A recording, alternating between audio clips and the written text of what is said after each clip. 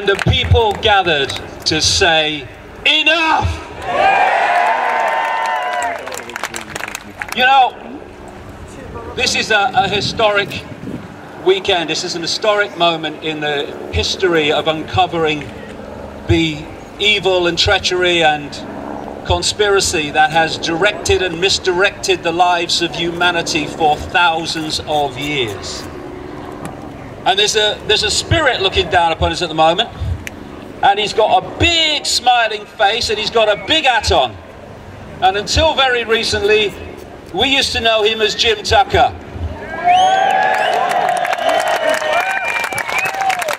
And Jim Tucker, decades ago, was on the case when no one had virtually heard of the Bilderberg group, let alone what it connects to. And I remember in 1995, long time ago now, that I went to my first Bilderberg location. It was in Switzerland, a place called Bergenstock.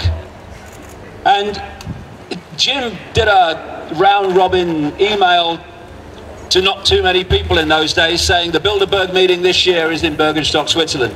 Story of my life since my head blew off in 1990.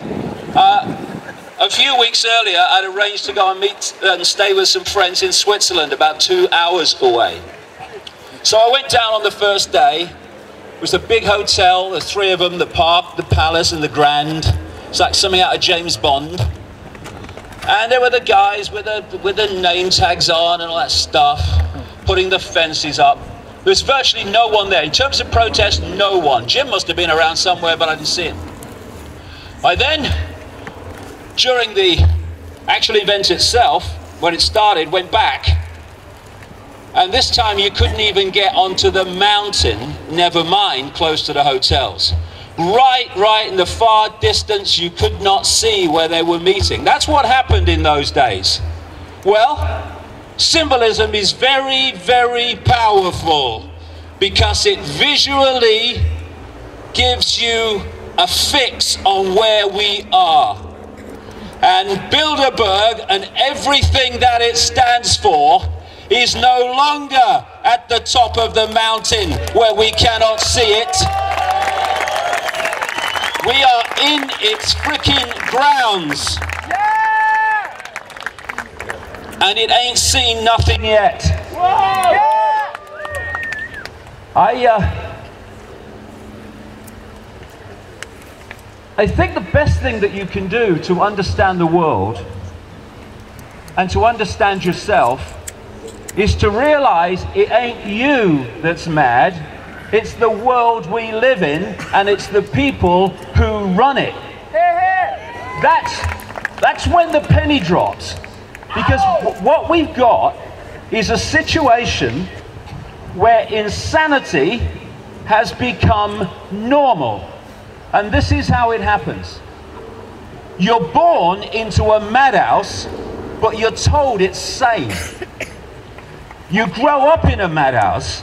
There's nothing that you ever see that isn't in the madhouse, and so to you, madness is normal. And when someone comes along and says, this ain't normal, this is madness, they say, you're bloody mad.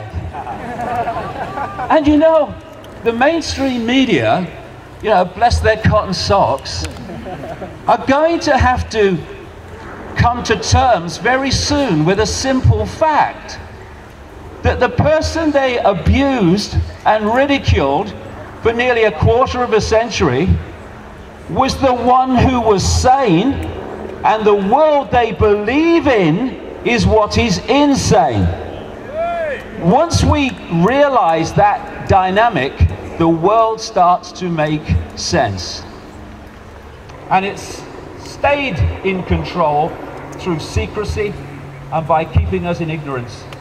But suddenly, the ignorance is dispersing. And what's left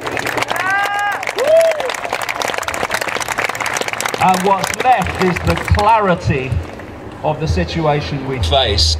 We live in a world that's upside down.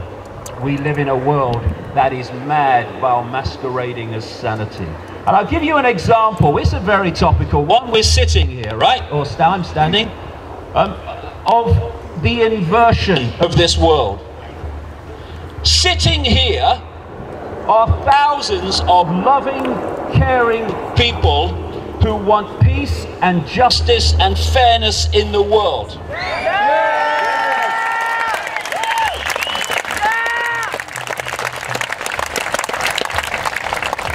Over there is a hotel full of war criminals, parasites, right? Etc. Bankers, need I say more? I think I pronounced it correctly. And the police are protecting them from us. Police, you should be protecting us from them.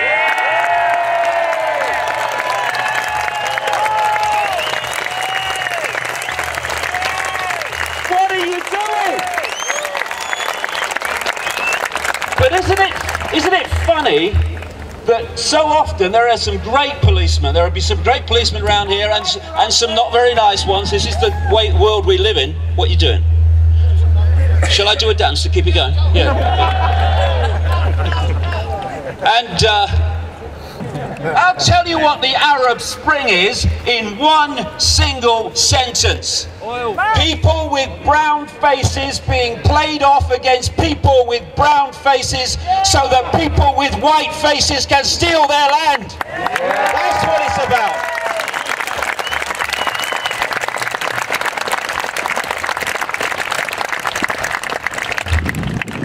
And we have an inversion in the media so much that we actually have a newspaper in this country that is owned by a Russian oligarch and a former employee of the KGB, and it calls itself The Independent. The world is crazy and upside down. Most crazy. The characters in there who are dictating our world day after day, year after year. Look at them! Kissinger.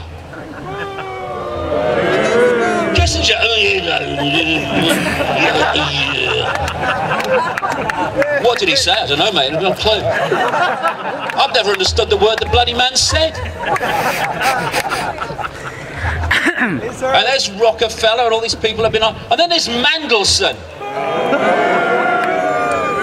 Mandelson. For people watching who are not from this country, Peter Lord Mandelson was the puppeteer of Tony Blair, known as the Prince of Darkness, not without bloody reason. He'll be in there tonight at dinner, Mandelson, rushing to finish his soup before it clots. You know, have you seen Mandelson? I can't work him out. I've never seen anyone with his nose so far in the air he didn't fall over. He walks around as if he's got a putrid smell under his nose all the time. And of course he has, himself.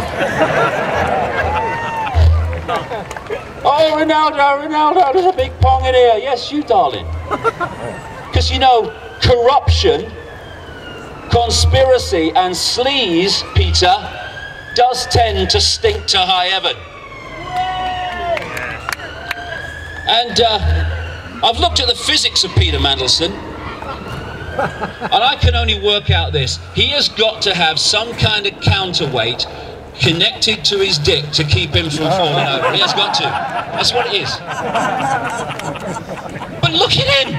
Lord Mandelson is in that hotel helping to dictate our lives.